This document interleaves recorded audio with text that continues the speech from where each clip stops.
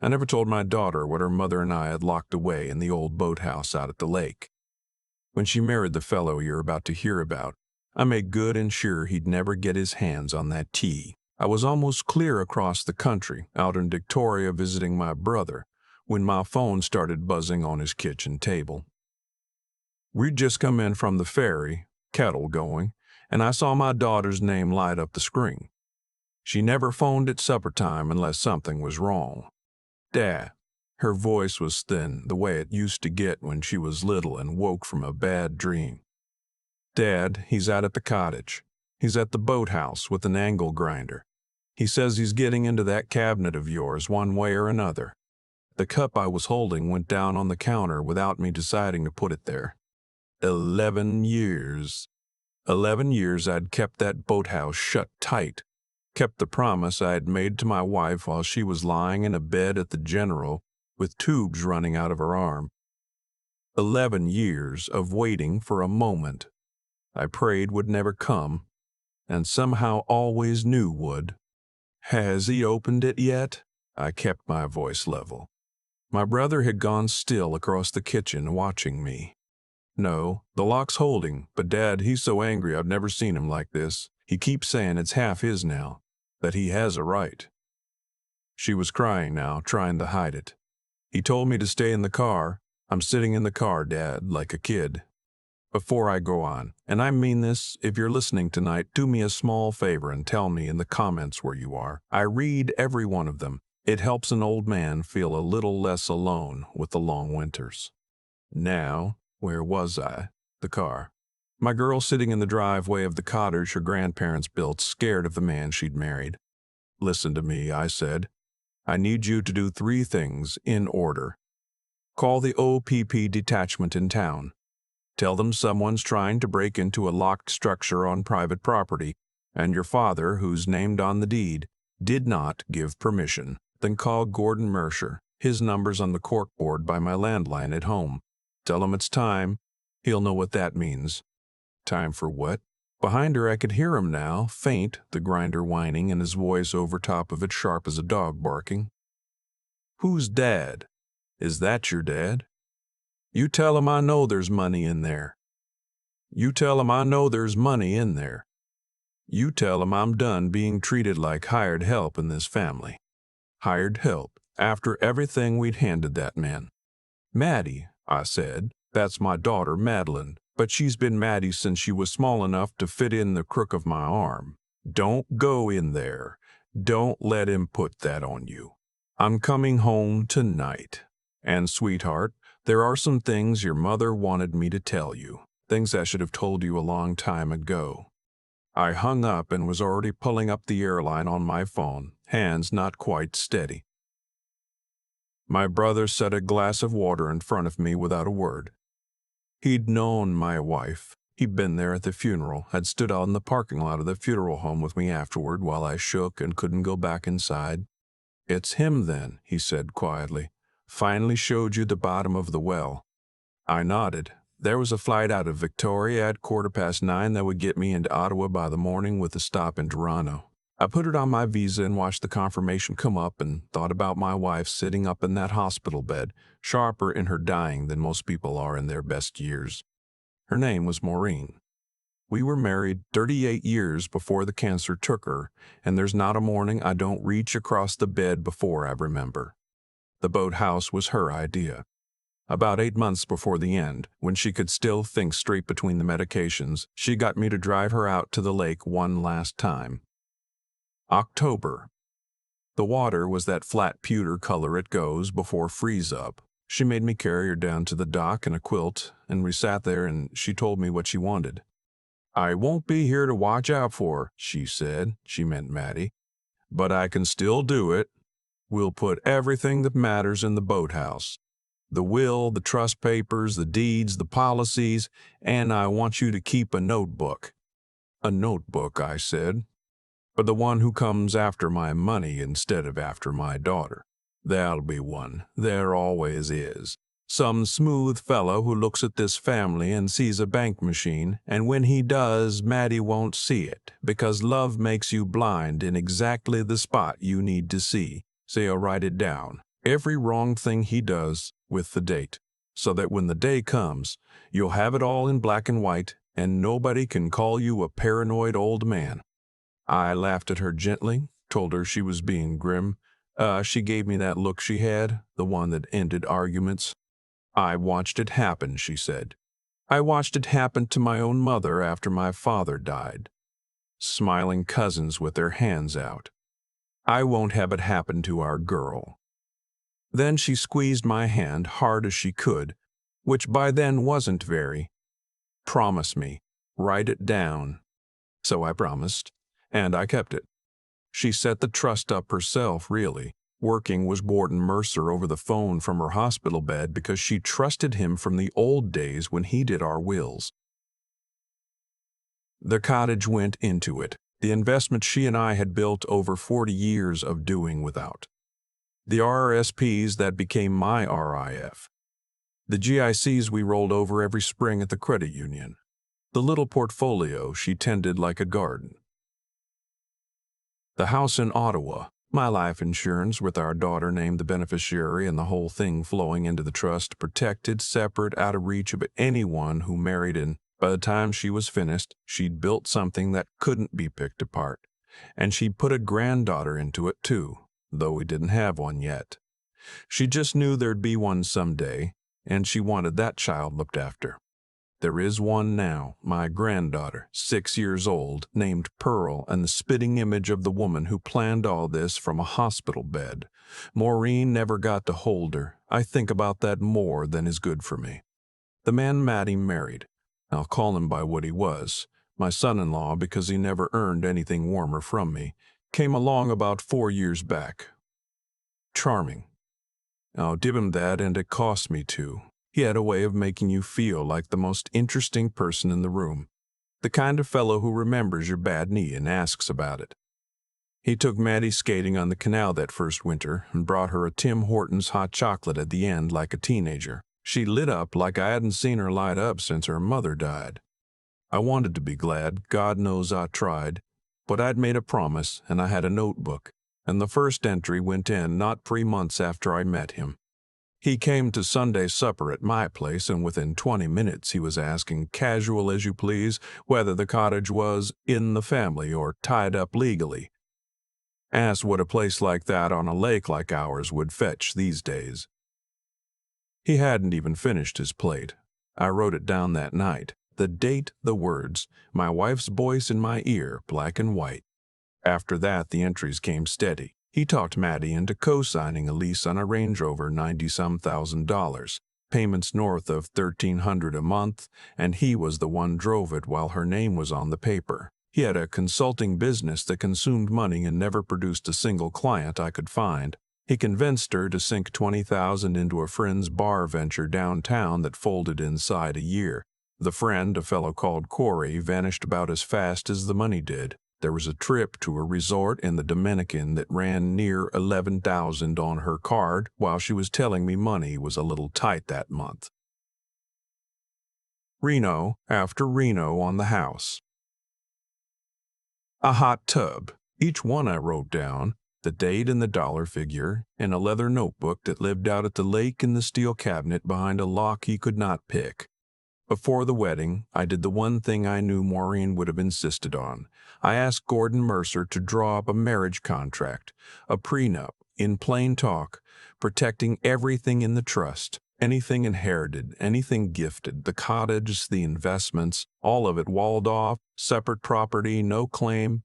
My son-in-law signed it 3 days before the ceremony at Gordon's office on Elgin Street. Barely read it. Flipped to the last page like a man signing for a parcel, made some joke about lawyers and signed. I watched him do it and I thought, you'll regret that someday and you'll have nobody to blame but the version of yourself that thought it was beneath him to read. I never let on. For 3 years I sat across from that man at Sunday dinners and birthdays and Pearl's little kindergarten concert, and I smiled and I wrote it all down and I waited. Maureen had been right about the waiting. The hardest part isn't the seeing, it's the not saying. The plane got into Ottawa just before 9 in the morning.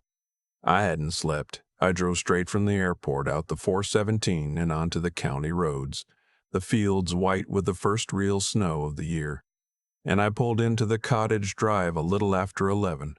Both their vehicles were there. My daughter's sensible little Honda and that gleaming black Range Rover I'd watched bleed her dry, parked crooked across the gravel like it owned the place. The OPP had been and gone. Gordon had told them to stand down once it was clear nobody'd actually got the cabinet open, and that it was a family matter for the lawyers now. My son-in-law had given up on the grinder. The lock had held. Maureen would have liked that. She'd picked it herself. Maddie met me at the door with her eyes swollen from crying and Pearl's little face peeking out from behind her leg. I crouched down and let my granddaughter run into me and held her for a second, and over the top of her head I looked at my daughter and she looked back at me, and I could see she already knew. Whatever happened in that house overnight, some part of her had finally let herself see. He was in the living room, the big stone fireplace Maureen and I had laid rock by rock one summer, the windows looking out on the frozen lake, and him in the middle of it with his arms crossed, working up the face he was going to wear. I knew that face. I'd seen him put it on at the bar, at the dealership, at every place where a man wants something. "There he is," he said, opening his arms like we were old friends. "The man with the secrets. You want to tell me what you got locked up out there that's worth calling the cops on your own son-in-law over?"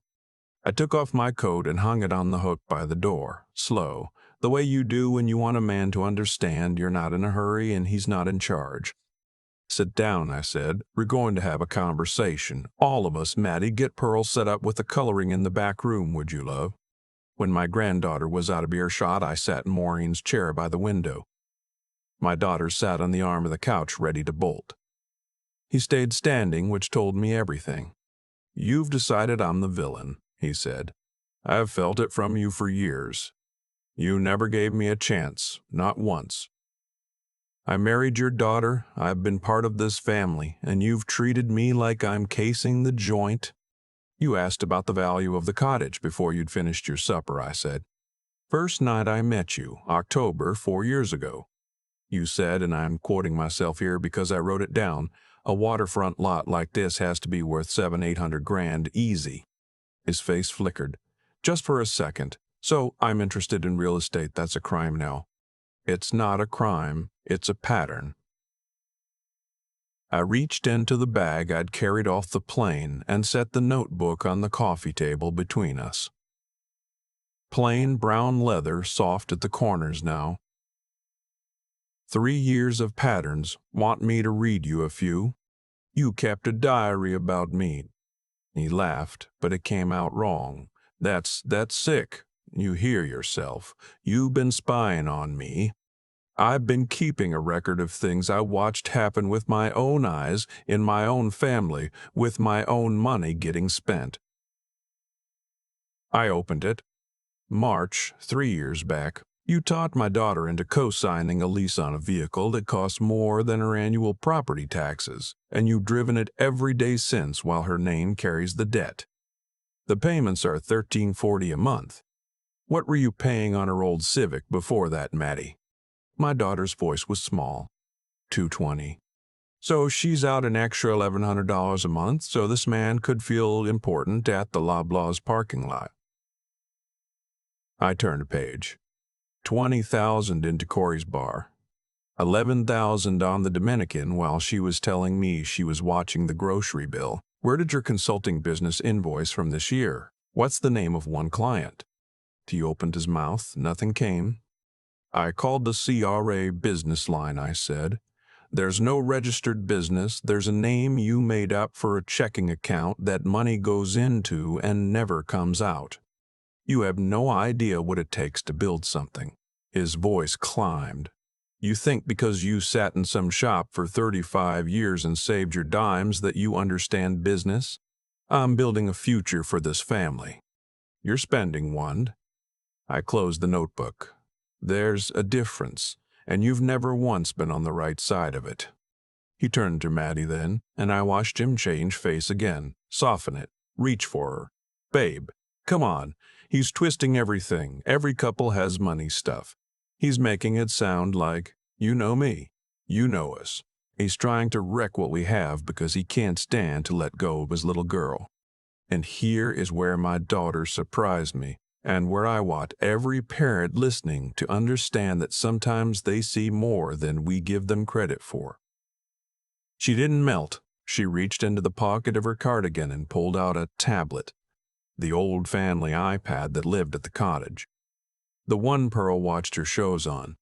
It's signed into your account, she said, and her voice was steady in a way that made me proud enough to hurt.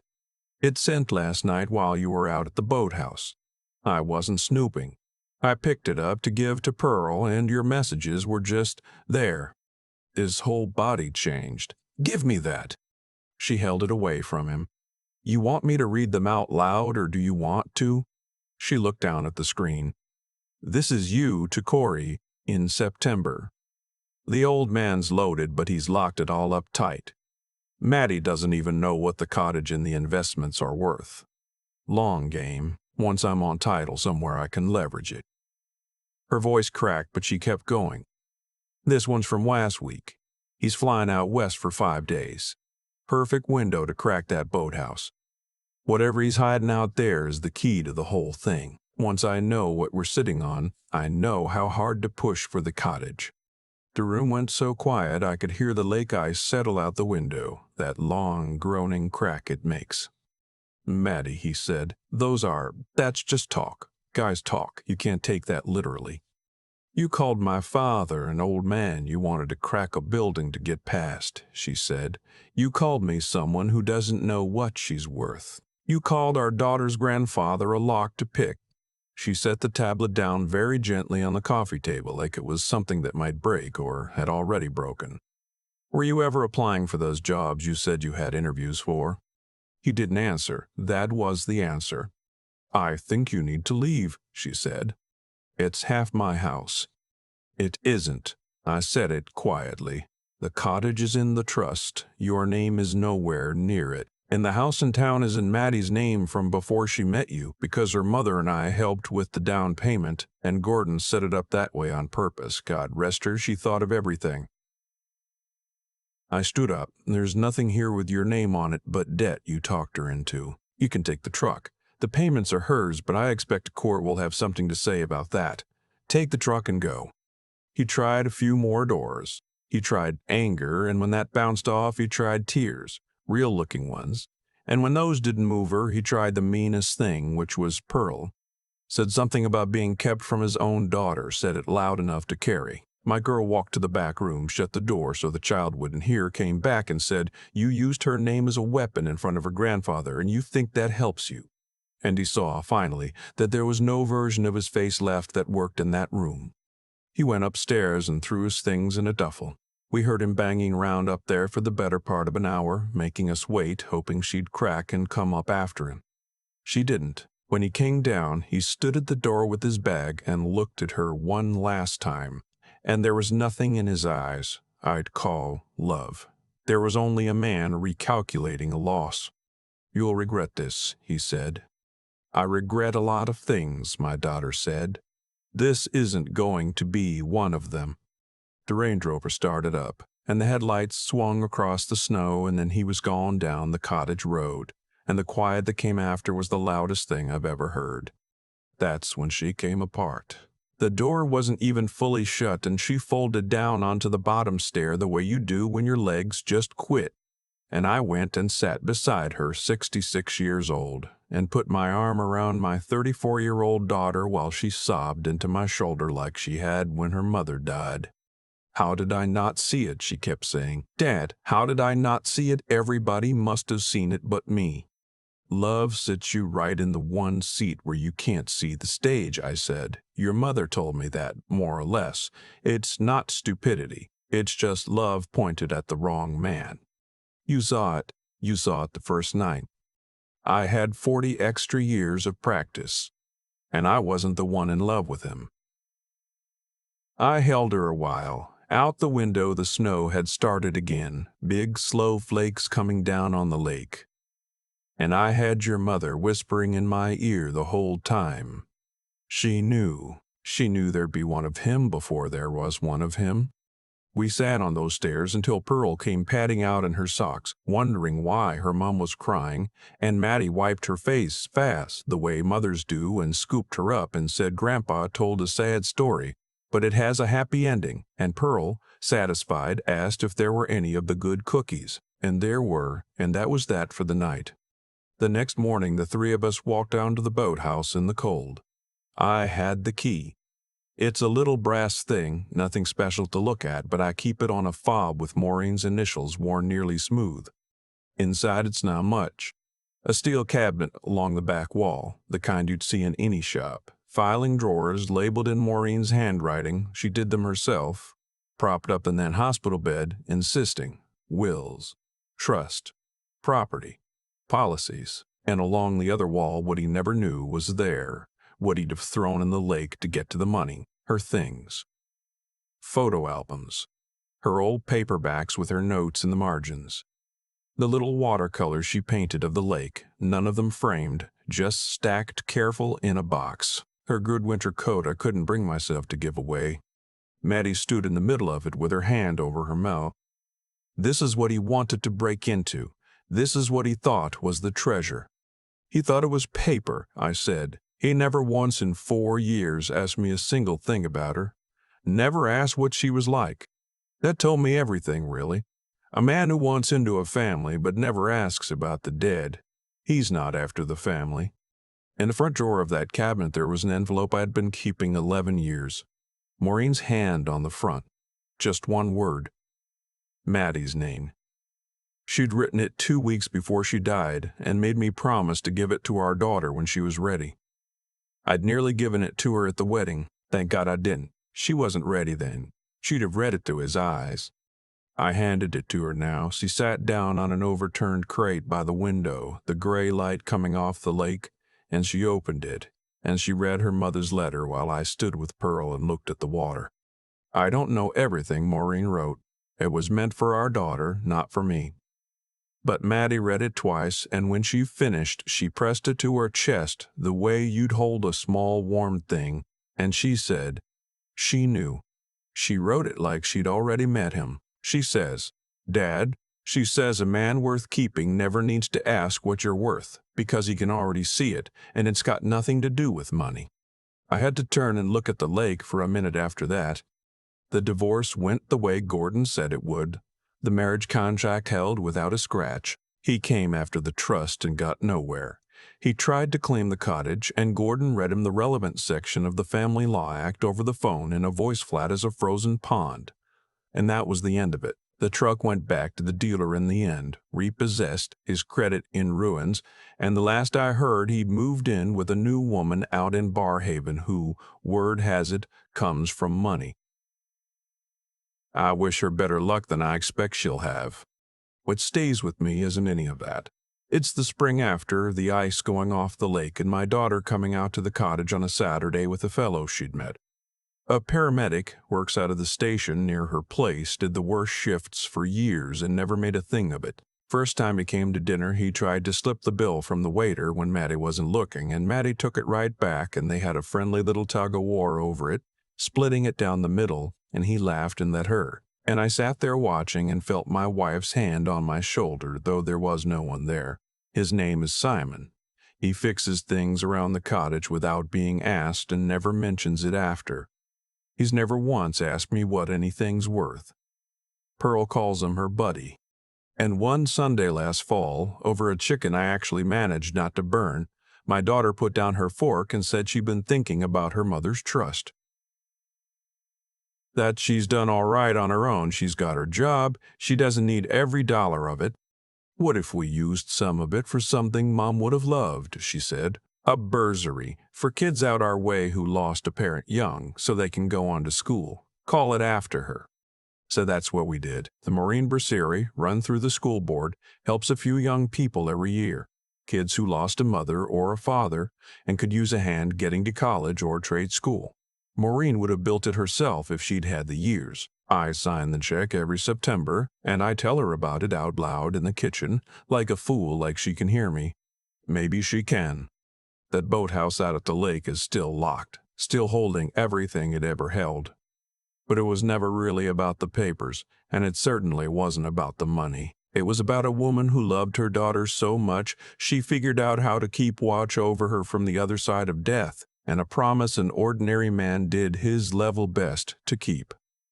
The fellow who came at it with an angle grinder thought the prize was behind the lock. He never understood that the real thing was standing right out in the open the whole time, in a kitchen that smells like Sunday dinner, in a little girl who calls a good man her buddy, in a daughter who finally got to choose with her eyes open. If you take one thing from an old man tonight, let it be this: tell your children what's worth keeping before you tell them what you're leaving them. Money runs out. Cottages change hands. But the things you teach them, the love you put in them, the way you show them what a good person looks like up close, nobody can grind their way through that. And if there's someone you love sitting near you right now, go on and tell them while you've still got the breath to. I've turned that night over in my head more times than I can count, and the thing I keep landing on is how little of it came down to luck. He came at that boathouse with an angle grinder because somewhere along the way he decided that taking was the same as earning. That's where men like him always come undone. You can't grind your way into a thing that was built on care, and he never once stopped to ask why the lock held. The lock held because Maureen, dying, still chose to do the hard, slow, decent thing instead of the easy one. Cause and effect plain as the ice cracking on the lake. She planted honesty years back, and it grew into a wall he couldn't get through. I think about my daughter on those stairs asking how she didn't see it, and I want every parent listening to understand something. Maddie wasn't foolish, she was simply pointed the wrong way by a feeling that's supposed to be good. What saved her in the end wasn't me, and it wasn't her mother's letter. It was that when the truth finally landed in her lap, synced onto that old iPad, she had the backbone to read those messages out loud instead of explaining them away. That took something. It's one thing to suspect, it's another to stand in your own living room and refuse to lie to yourself anymore. I've known grown men who couldn't do it. If there's anything I'd want a grandchild of mine to carry, it's those three things working together, because no one of them is enough on its own. You need the decency to do right even when no one's watching and there's no reward in it. That's what Maureen had. Building protections for a granddaughter who didn't exist yet. You need the good sense to see a thing clearly, to notice the pattern in what a person does instead of falling for what they say. That's the part love steals from us, and the part we have to fight hardest to keep. And you need the spine to act once you've seen it, to let the truck pull out of the driveway and not chase after it, even when chasing would be easier than the quiet that comes after. A good heart with no clear eyes gets used. Clear eyes with no backbone just watches the bad thing happen and does nothing. It's all three, or it's none of them. He had a clever ton and not one of the three, and that's the whole story of how he ended up driving off into the snow with a duffel bag and a repossession waiting for him. So I'll say it the way I'd say it to Pearl when she's old enough. Be the kind of person who does right when it costs you. Keep your eyes open even when your heart begs you to close them. And when you finally see the truth, find the nerve to stand on it. Money I can leave her, that she'll have to build herself, and it's the only inheritance no one can ever grind their way into.